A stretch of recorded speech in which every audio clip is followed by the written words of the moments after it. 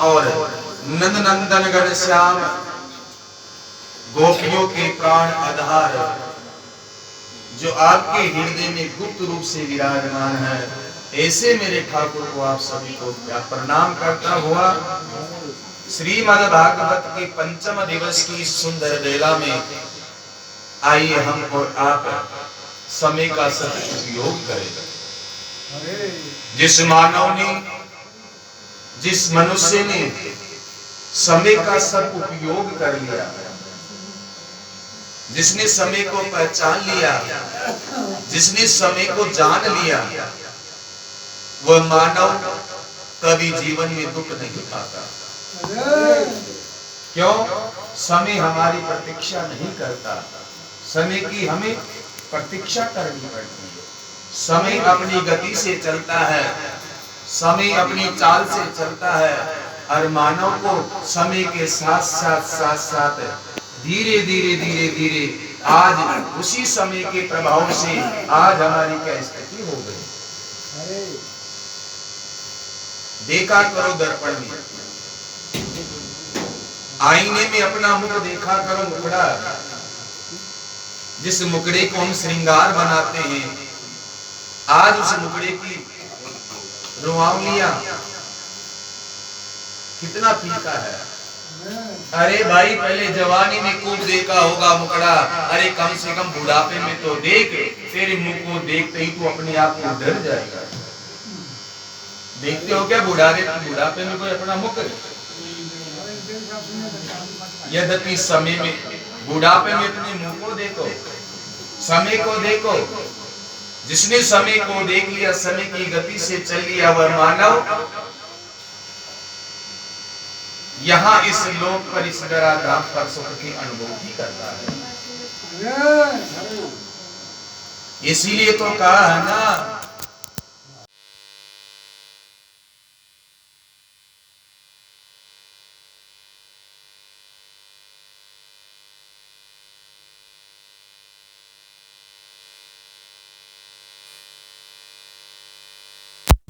चला जाएगा। देख लो आज हमारे राजस्थान सरकार की स्थिति क्या है? जिन प्रजा ने राजा बनाया, और आज वही पद पाकर, आज वही पद के लोभ के वश अपनी ही सरकार को गिराने में लग गए। समय को भरोसा कौन? इसलिए समय का कोई भरोसा नहीं है। जिस तन को पाकर, जिस हम अपने आप के मद को पाकर, अहंकार को पाकर, संपत्ति को पाकर अगर हम अहंकार करेंगे, मद करेंगे, तो सज्जनों कोई भरोसा नहीं है। अरे इस धरती पर, इस पृथ्वी तो बड़े बड़े योद्धा भी चले गए। परीक्षित, इसी प्रकार वह देवता लोग जब अमृत पीकर अपने आप को अभिमान हो गया था, और गोविंद भगवान का स्मरण नहीं किया, नाम नहीं लिया, और बलि गुरु शुक्राचार्य जी के द्वारा संजीवनी विद्या के द्वारा जीवित होने के बाद भगवान गुरुदेव ने उनको यज्ञ करवाया, और यज्ञ के प्रभाव से, साधु संतों की सेवा के प्रभाव से आज बलि जो सुत लोक में था, गुरु का आशीर्वाद, गुरु के आशीर्वाद के बल से वही बलि स्वर्ग पर चढ़ाई की और देवताओं को प्राप्त कर लिया। ए परीक्षित, यह है गुरु की महिमा, ये गुरु की महिमा है। जो बलि मर चुका था, हमको भी विश्वास रखना चाहिए। जिसने अपने गुरु को बनाया है, अपने गुरु की वाणी पर विश्वास रखो। एक बात आपको मैं व्यासपीठ से बता दूं, गुरु कल्याण नहीं करता। गुरु गुरु बनाने से शिष्य का कल्याण नहीं होता, गुरु की वाणी से शिष्य का कल्याण होता है।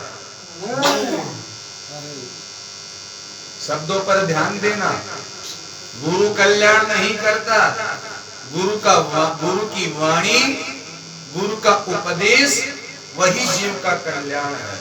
गुरु तो बना लिया, लेकिन गुरु ने जो मंत्र दिया उसका जप नहीं करोगे तो भाई तुम कितने ही गुरु बना लो, तुम्हारा कल्याण नहीं होगा।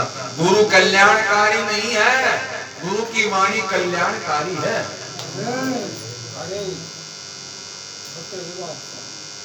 बात तो सत्य ही रही। गुरु से किसी का कल्याण नहीं हुआ।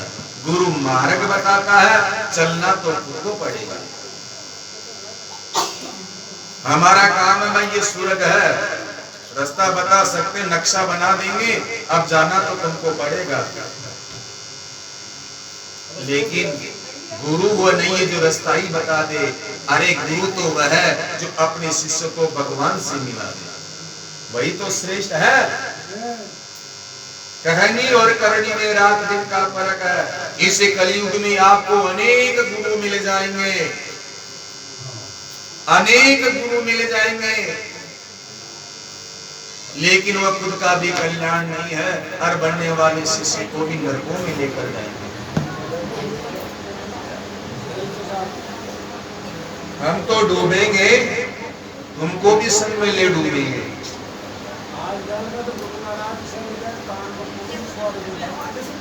बिल्कुल वही है।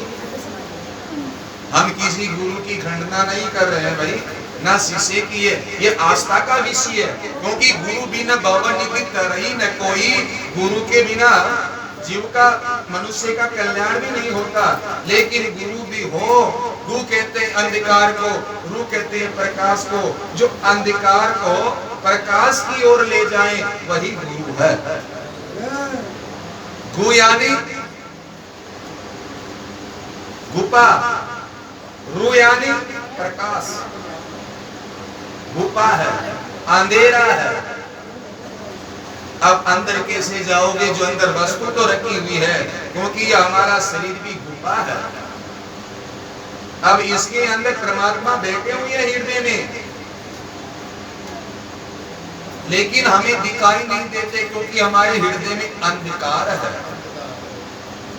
काम है, क्रोध है, मद है, लोभ है, मोह है, ईर्ष्या है, कपट है, पाखंड है, द्वेषता है, छल है, ये हमारे अंदर है। इसीलिए तो विभीषण जी महाराज ने अपने श्रेष्ठ बड़े भ्राता रावण से कहा है, काम है, क्रोध मद लोभ है, नाक नरक की पंथ। भैया महाराज, ये नरकों का चलने का मार्ग है, इनको छोड़ दो। इसीलिए हमारे हृदय में जो ये इत्यादि की वासनाएं जो है ना, ये अंधकार भरा हुआ है, तो प्रकाश कैसे होगा? जैसे अंधेरे में दीपक जला दो, आपको रखी हुई किसी कमरे में अंधेरा है, उसमें दीपक जला दो, दीपक जलते ही उसी कमरे में प्रकाश हो जाएगा, और प्रकाश होते ही जहां वस्तु रखी हुई है वो वस्तु आपको मिल जाएगी। और लाख प्रयास कर लो, अगर अंधेरा है वस्तु को तुम ढूंढोगे तो नहीं ढूंढ पाओगे। प्रकाश करो, दिया जलाओ, बेटी जलाओ। तो उसी प्रकार हमारे हृदय में ये जो अभी मैंने आपको बताया वासनाएं, ये काम क्रोध इत्यादि, ये अंधेरा अंदर भरा हुआ है, तो इसके अंदर उजाला करना है। अरे भाई, उजाला गुरु ने घी भी भर दिया, गुरु ने घी भर दिया, बाती बना दी, अब घी भी है, दीपक भी है, घी भी है, लेकिन जलेगा नहीं तो फिर वो किस काम का दीपक?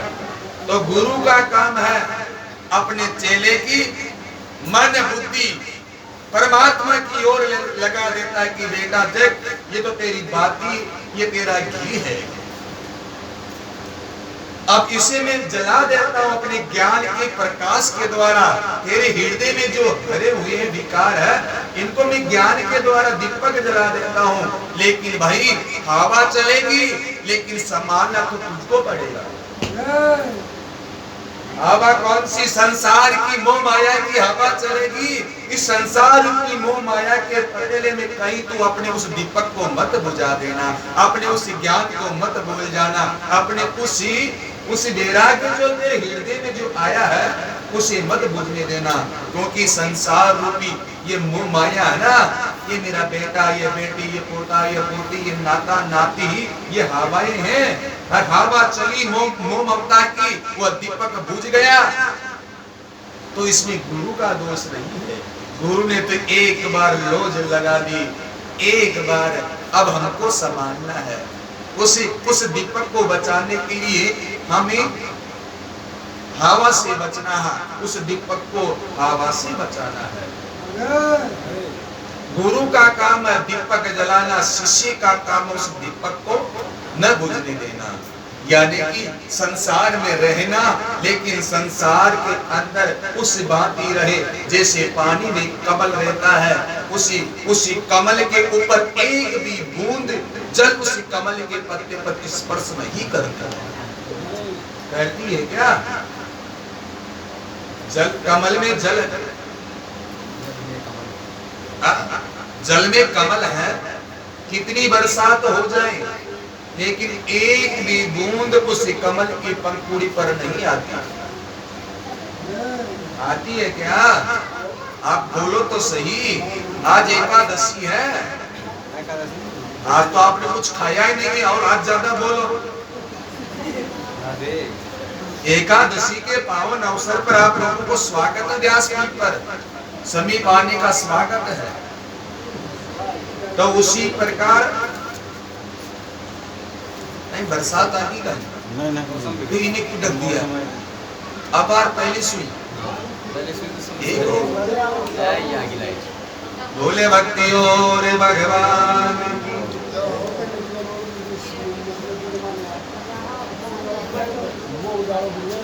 वो उजालो बढ़िया छो। तो आइए संसार में रहो, लेकिन संसार के मोह से बचते रहो। जैसे पानी में जल उस पानी में कमल बच जाता है। बोले भक्ति और भगवान की। और फिर अपने मन को परमात्मा में लगाते रहो और भगवान से यही मांगो। क्या मांगना है फिर भगवान से?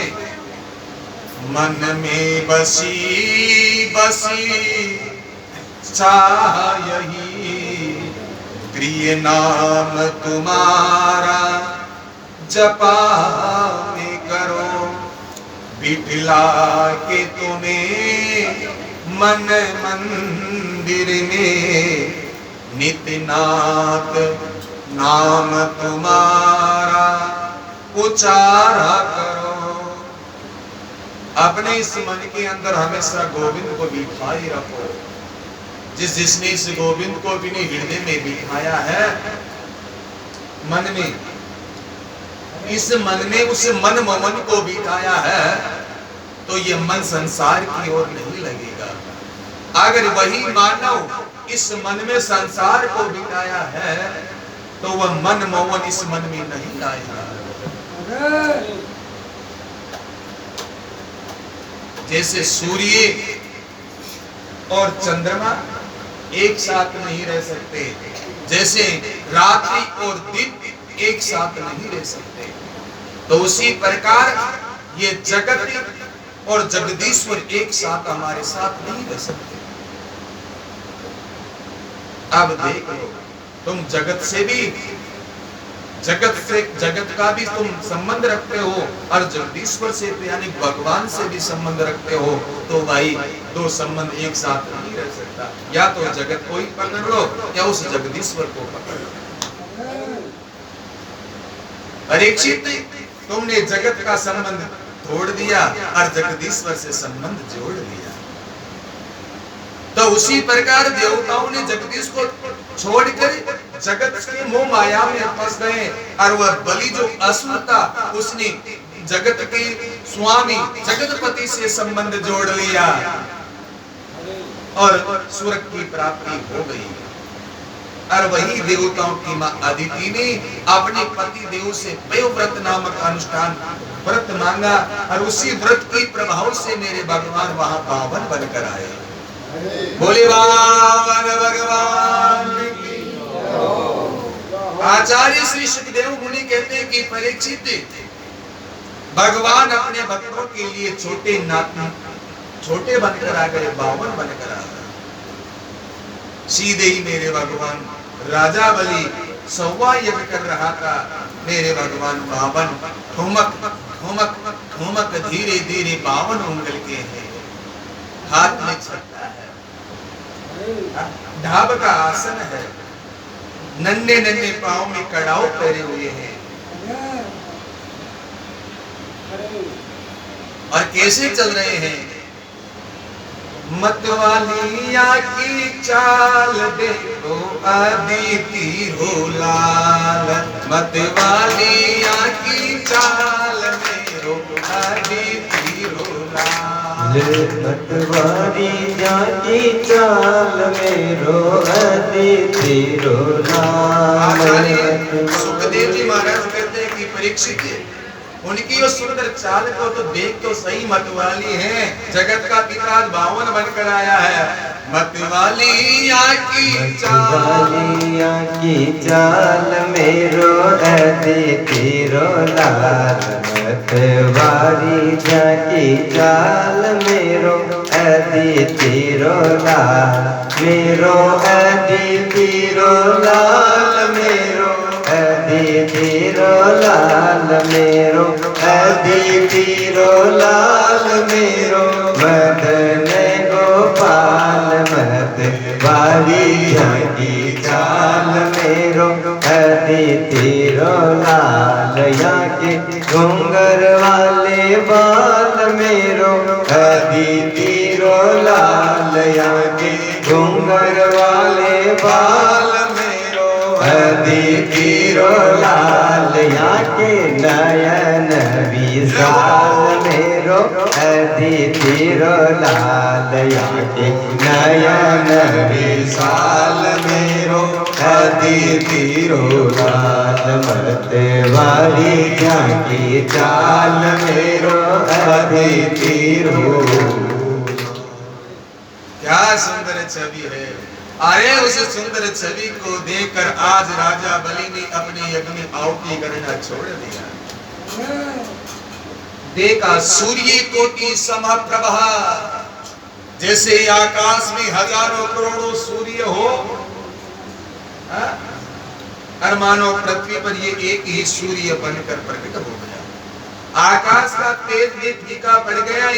इसी बटुक ब्राह्मण के तेज को, उस सुंदरता को देखकर यज्ञ पूजा को छोड़कर आना, ये भी कम बात नहीं।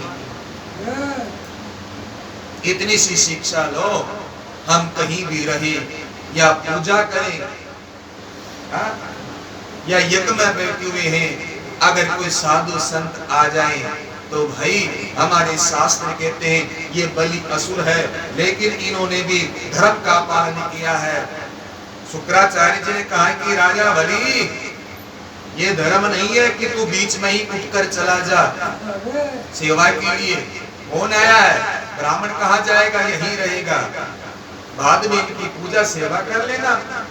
बलि ने सहजता से कहा, गुरुवर क्षमा करना, यज्ञ भी तो मैं ही करवा रहा हूँ, ये पूजा भी मैं ही करवा रहा हूँ, यज्ञ भी कर लूंगा, पूजा भी कर लूंगा, लेकिन द्वार पर आए हुए अतिथि का कोई भरोसा नहीं, आए और चला जाए।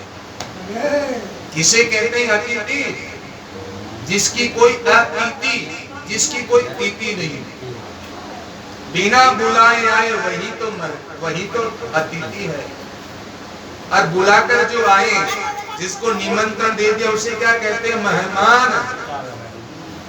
वह मेहमानी है, हमने उसको बुलाया है। तो राजा बलि ने सत्कार किया, आसन दिया, अर्घ पावनी किया।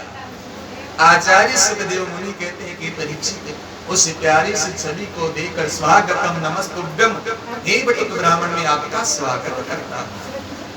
आज आप जैसे साधु संत मेरे इस यज्ञ में आए हो, मही नहीं मेरे पूर्वज भी आज प्रसन्न हो गए। मेरे पूर्वजों के आशीर्वाद से आप जैसे ब्राह्मण और वह भी बटुक बावन मैं आपकी क्या सेवा कर सकता हूं। अब यही से भगवान बावन ने कहा, राजा हमें कुछ भी नहीं चाहिए। यही तो ब्राह्मण की व्यवस्था है, हमें कुछ भी नहीं चाहिए। क्यों नहीं चाहिए? क्योंकि मांगने से तो सम्मान नहीं मिलता, मांगने से तो मानव का अपमान होता है। बात नहीं सत्य है।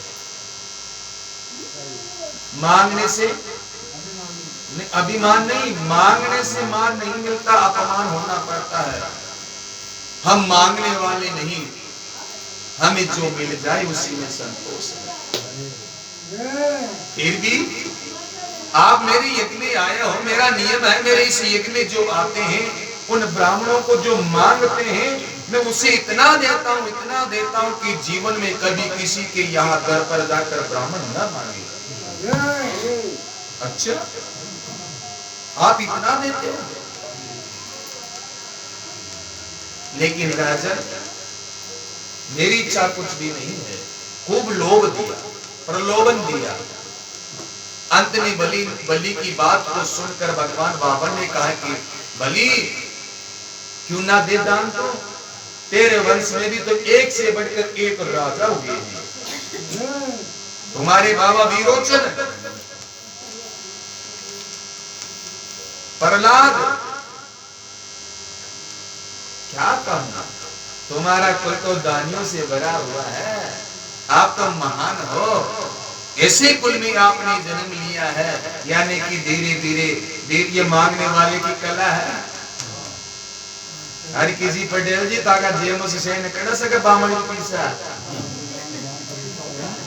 नहीं। जब ये पंच होते ने किसी के घर पे जाते हैं उघाई करने के लिए, अगर वो जाते ही कहते कि नहीं इतना देना है तो वो नहीं देगा। वो कब देगा? जब उसकी बढ़ाई करेंगे। ओहो तुम्हारे बाबा ऐसे थे, तुम्हारे बड़ बाबा ऐसे थे, तुम्हारे परिवार में तो दान की कोई कमी नहीं है, देने वाले इतनी हुए हैं। तो जितना जितना वो फूलता है या नहीं फूलता है वो निकाल कर दे देता है। लेकिन महाराज मुझे कुछ भी नहीं चाहिए। इतना सुनते ही बलि ने कहा कि ब्राह्मण देवता देखो, अगर आपका विवाह नहीं हुआ तो मैं विवाह करवा दो, क्योंकि मेरा यज्ञ में नियम है अगर ब्राह्मण कन्या अगर नहीं हुआ तो आप जैसी ही मैं आपके लिए छोटी सी नन्ही सी 52 उंगल की बराबर नाती आपके संस्कार विवाह करवा दो। अच्छा बलि तू नहीं मानता है तो तेरे कहने से मैं विवाह कर लूंगा, लेकिन विवाह करूंगा तो फिर एक के दो होंगे और एक के दो होंगे तो फिर खाने पीने की व्यवस्था। बलि ने कहा कि उसकी व्यवस्था मैं अपने खजाने से करवा दूंगा। अच्छा चलो ठीक है, एक से दो हो गए, खाने पीने की व्यवस्था तुम कर दोगे तो फिर रहने की व्यवस्था बावन तेरे लिए मैं महल बना दूंगा। चलो ठीक है, फिर एक के दो, दो के तीन भी होंगे, तीन के चार भी होंगे, चार के हम 5 भी होंगे, फिर उनकी व्यवस्था कौन करेगा? बलि ने कहा कि महाराज हे ब्राह्मण देवता उनकी व्यवस्था भी मैं सब कुछ मैं कर दूंगा। अच्छा उनके खाने पीने की और शादी विवाह की व्यवस्था सब कुछ आप कर दोगे, और उनमें से अगर कोई एक मर गया तो रोने की व्यवस्था कौन करेगा? बलि ने कहा कि महाराज रोना तो आपको ही पड़ेगा। भगवान बावन ने कहा कि बलि महाराज फिर ऐसा ही धन किस काम का, ऐसा सोना किस काम का जो कान में पाने उस कान को ही काट देने। तो बाद में रोना पड़े ऐसा काम मुझे नहीं करना, मुझे विवाह नहीं पकड़ना, इस झंझट में मुझे नहीं पड़ना है। अगर तुम देना ही चाहते हो तो मैं आ रहा था इधर से, मैं हूं बावन, मुझे ज्यादा आवश्यकता नहीं है। एक किसान के खेत में पानी की व्यवस्था थी, मैं वहां बैठकर उसकी छोटी सी जगह पर बैठकर वहां मैंने भजन किया, लेकिन उस किसान ने मुझे उठा दिया क्योंकि मेरी जगह नहीं थी, मैं उठकर चला आया। अगर तुम देना ही चाहते हो तो कोई 3 पेंड भूमि दे दो ताकि मैं अपना छोटा सा आश्रम बनाकर मैं वहां रह जाऊं और वहीं बैठकर मैं भजन करूं ताकि कोई भी मुझे न उठा सके। मेरी जगह हो जाएगी ना, तेरा भी मान रह जाएगा और मेरा भी रह जाएगा। तेरा नियम है कि आने वाले ब्राह्मण को तुम दान देते हो और मेरा नियम में किसी से कुछ लेता नहीं, तो चलो ठीक है, तेरा भी रह जाए मेरा भी रह जाए, तो मुझे 3 पेंड भूमि दान ले लो। नहीं नहीं नहीं, दान ऐसे नहीं लिया जाता। तो कैसे लेना पड़ता दान? दान लेने से पहले अरे तुम संकल्प लो। जब ऐसी वार्तालाप चल रही थी तो दूर यज्ञ मंडप के अंदर गुरु शुक्राचार्य जी बहुत इंतजार किया, बलि नहीं आया। देखा क्या बात है, पहले बलि जब भी जाता था जल्दी दान देकर आ जाता था, और आज इतना समय कैसे लगा दिया? कोई दाल में कुछ काला है, समझ गए। देखा तो गुरु है, क्योंकि गुरु ही परमात्मा को पहचान सकता है। देख लो, बलि के सामने भगवान खड़े हैं लेकिन बलि भगवान को न समझता है। यही तो भगवान की माया है। न जाने किस रूप में मिल जाते हैं भगवान। छलने का विषय नहीं है बाबा, छलने का नहीं है, ये प्रेम का विषय है। अभी कथा को आगे और देखना आप। बोले भक्ति और भगवान। श्री गुरु महाराज ने जब देखा, आंखें खुली की खुली रह गई। अरे बलि, पूजा का समय हो रहा है, यज्ञ प्रारंभ करना है, ये तेरा 100वां यज्ञ है। आया गुरु महाराज, आया। अरे आया नहीं आएगा तो फिर आएगा भी नहीं। लेकिन उस प्यारी सी मूर्त को देखकर बलि यज्ञ की ओर जाने की इच्छा नहीं हुई। मानो अपना सब कुछ उस बावन को अर्पण कर दो। आया महाराज, इस ब्राह्मण देवता को मैं थोड़ा संकल्प दे दूं। संकल्प की बात सुनते ही फटे गुरु शुक्राचार्य जी ने अपनी झोली माला वहीं डाली और सीधे ही शिष्य के पास में चले गए। क्योंकि यज्ञ में आचार्य का नियम होता है यजमान की रक्षा करना। बोले भक्ति और भगवान।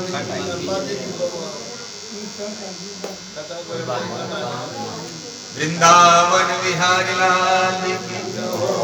शुक्राचार्य जी पास में आ गए। श्री शुक्राचार्य जी ने कह दिया, हे बलि, तू जानता है ये कौन है? देखो बाबा, हे मैया, ओ मोरी मैया, ओ मोरी मैया, नेक मेरी सुन ले।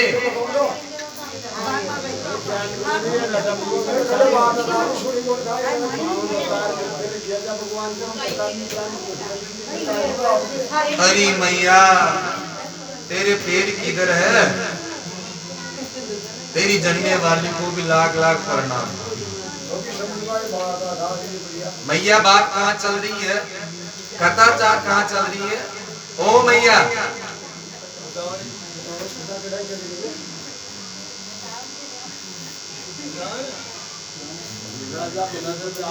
नहीं, इन्हीं से पूछ लेता हूँ, आप तो सुन रहे हो ना। बोले भक्ति और भगवान की। देखो शुक्राचार्य जी ने कहा कि बली ए शिष्य, ए चेले, तू जानता है ये कौन है? राजा बलि ने कहा कि नहीं गुरु महाराज, मैं तो जानता हूँ ये 52 है, ब्राह्मण है। अरे नहीं, ये 52 नहीं, 51 नहीं, 52, ये 53वां है, 53वां। तो जिसे 52 समझता है ना, ये भगवान है, ये नारायण है, ये देवताओं के काम करने के लिए, तुझे छलने के लिए आए हैं। गुरु महाराज का कहना कि ये भगवान है। आज बलि इतना प्रसन्न हुआ, इतना प्रसन्न हुआ, इतना प्रसन्न हुआ, अपने गुरु को ही गोदी में उठा दिया, नाचने लगा। बजने दो बाजा, मर्दंग ढोल, वाह मेरे गुरु वाह। मैं तो इनको जान न पाया, मैं तो इसे ब्राह्मण समझ रहा था, लेकिन गुरु महाराज आपने मुझे बता दिया कि यह भगवान है। गुरु का काम है भगवान को बताना। आप जैसे गुरु को पाकर आज ये बलि तुम्हारा चेला धन्य हो गया। आज मेरा यह यज्ञ और आप आचार्य होते हुए आपके यज्ञ का भी मान सम्मान हो गया।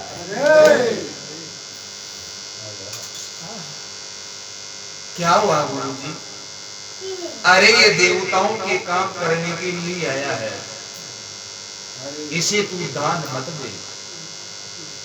राजा बलि मत दे दान जमीन, ओ राजा बलि मत दे दान जमीन, नहीं मत दे। इधर गुरुजी कह रहे हैं कि बेटा मत दे मत दे, और चेला कह रहा है कि दूंगा दूंगा। गुरुदेव आज तुम्हारे शिष्य के इस बलि के हाथों में, दोनों हाथों में लड्डू हैं। ये दोनों लड्डू बेटे हैं। आज मैं प्रसन्न हूं। अगर मैं न दूंगा, जब भी अगर ये भगवान है तो ले लेंगे, और आज अगर मैं दे दूंगा तो त्रिलोकी में आपके साथ साथ मेरा नाम भी होगा कि राजा बलि के गुरु ने राजा बलि को भगवान से मिला दिया। आज इस शिष्य का नाम होगा। अरे संसार को देने वाला राजा बलि के यहाँ मांगा है, कहा भी है ना, तेरे द्वारे खड़ा भगवान, भगत भर दे रे झोली, भगत भर दे रे झोली। आज लुटावे सर्व से अपना, होगा तेरा बड़ा नाम, भगत भर दे रे झोली, भगत भर दे झोली। संसार को देने वाला, संसार का पालन पोषण करने वाला बलि के द्वारे आए हैं गुरुवर। नहीं माना तो गुरु जी ने भी श्राप दे दिया। मेरी बात नहीं मानता तो जा, मैं तुझे श्राप देता हूं, तू लक्ष्मी से हीन हो जा। जिस लक्ष्मी को पाकर तो आज अपने इस गुरु की बात को नहीं मानता, जा तू लक्ष्मी से हीन हो जा, हीन हो जा। आचार्य श्री सूत जी महाराज कहते हैं 181,000 ऋषियों को, और उधर सुखताल के अंदर प्रातिस्मरणीय श्री सुखदेव मुनि राजा परीक्षित को कहते हैं कि परीक्षित, अगर शुक्राचार्य जी महाराज इस बलि को श्राप नहीं देते थे गरीबी होने का, तो भगवान 52 की दम नहीं थी कि शुक्राचार्य जी के होते हुए अपने चेले को लूट लेते भगवान। पहले श्राप किसका लगा? गुरुदेव का। तब गुरु ने ही कह दिया कि जब तेरा सब कुछ नाश नष्ट हो जाएगा, तो भगवान को मौका मिल गया। अगर गुरुदेव श्राप नहीं देते तो भगवान की हिम्मत नहीं थी, जो बलि का सब कुछ ले लेते, लूट लेते। क्योंकि परमात्मा से बड़े गुरु को बताया गया है। क्योंकि आज गुरु रूठ गए, आज बलि से गुरु रूठ गए। कहा भी है ना, हरि रूठे तो टोर है, गुरु रूठे ना टोर। परमात्मा रूठ जाए तो गुरु मना लेता है, अगर गुरु रूठ जाता है तो समझ लो सब कुछ लूट गए।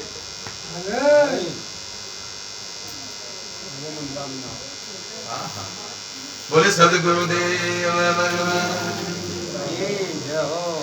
अरे बलि, तुम गुरु चेले के चक्कर में मेरे तुझे देना या नहीं देना है यह तो बता दे। अब उधर विंध्यावली को बुलाया, तेरी पत्नी को बुला, संग में तू संकल्प ले। देख लो सज्जनों, आप सभी जब संकल्प लेते हैं तो पत्नी का हाथ नीचे क्यों लगाया जाता है? संकल्प लेते ना, ब्राह्मण देवता संकल्प करवाते हैं, ऊपर हाथ किसका है? नीचे हाथ। इसीलिए तो उसे कहते हैं पत्नी, जिसे कहते हैं धर्म पत्नी। पत्नी, धर्म पत्नी और विपत्ति भी है। पत्नी और धर्म पत्नी ये दो नाम है आप लोगों का। धर्म पत्नी किसे कहते हैं? जो अपने पति को धर्म पर पथ पर चलाती है। धर्म पथ, धर्म के पथ पर चलाए उसे कहते हैं धर्म पत्नी। पत्नी और धर्म पत्नी जो धर्म के काम के लिए सहारा दे, आधार है नीचे। स्वामी आप चिंता मत करो, आप धर्म तो करो तो सही, कहां से पैसे आएगा कहां से नहीं आएगा, मैं आपका सहारा दे रही हूं, आपको मैं नीचे नहीं उतरने दूंगी, मैं सहारा हूं। वह धर्म पत्नी जो धर्म के कार्य में अपने पति को आगे बढ़ाए, या न कहे कि मारे कल तो 2 रुपया भी कौन है, ताकि न हो तो करवा लीजिए। वही धर्म पत्नी कहलाती है जो अपने पति का सहारा बने। बोले भक्ति और भगवान की। श्रीमन नारायण भजमन, श्रीमन नारायण नारायण नारायण, भजमन नारायण भजमन नारायण, भजमन नारायण नारायण नारायण। बोले बावन भगवान की जय हो। विंध्यावली आई और राजा बलि के नीचे अपना हाथ लगा दिया। चिंता मत करो, मैं हूं ना, मैं हूं, आपका सहारा तो मैं हूं। ये धनी तो जाएगा, संपत्ति तो जाएगी, लेकिन मैं आपका सहारा नहीं छोड़ूंगी। यानी कि अपने पति को पतन की ओर न जाने दे, धर्म के मामले में वो सहारा बनेगा। हाँ? सहारा बनेगा।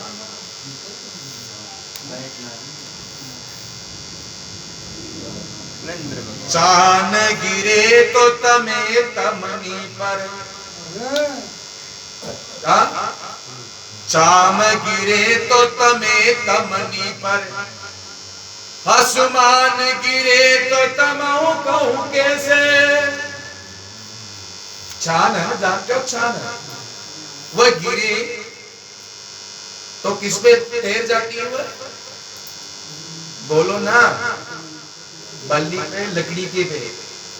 चान गिरे तो तमे तमनी पर, आसमान गिरे तो तमाऊ कहूं कैसे, अगर वही आसमान गिर जाए तो किस पे टेरेगा?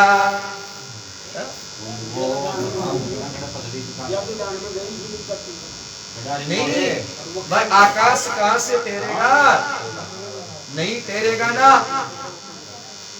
आग लगे तो बुझे जल से, आग लगे तो बुझे जल से, अरे जल माई लगे तो बुझाऊं कहूं कैसे? क्यों जी? आग लग जाए तो जल से बुझ जाती है, और वही आग अगर जल में लगे तो कैसे बुझेगी? बुझेगी क्या?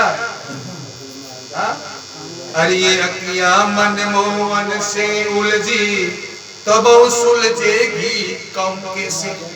ये अखियां आग बलि की, वृंदावली की, ये दोनों नेत्री भगवान भावन के चरणों में उनकी प्यारी छवि को देखकर सुध बुध भूल गए। दे दिया चरखी का ब्राह्मण देवता में, हम आपको संकल्प लेने के लिए तैयार हो गए, लेकिन बलि को उस दशा को देखकर शुक्राचार्य जी ने कीड़े का छोटा सा रूप बनाकर उस झाड़ी में चले जाते हैं। मेरे भगवान ने डाब निकाली और झाड़ी में दे मारा। आचार्य श्री सुखदेव मुनि कहते हैं कि गुरुदेव जी ने एक आंख हरी हरी बाहर जाकर दूर, भगवान सुखदेव जी कहते हैं कि हे परीक्षित, भगवान वामन बताना चाहते हैं, जो दान देने वाला है, शुभ कर्म करने वाला है, अगर उसे कोई रोकता है तो ऐसे शुक्राचार्य जी जैसी उसकी दशा होगी। इसलिए याद रखना, कोई शुभ कर्म करे, कोई दान करे, कोई पुण्य करे, कोई सुहामणी करे, उसे कभी मना मत करना।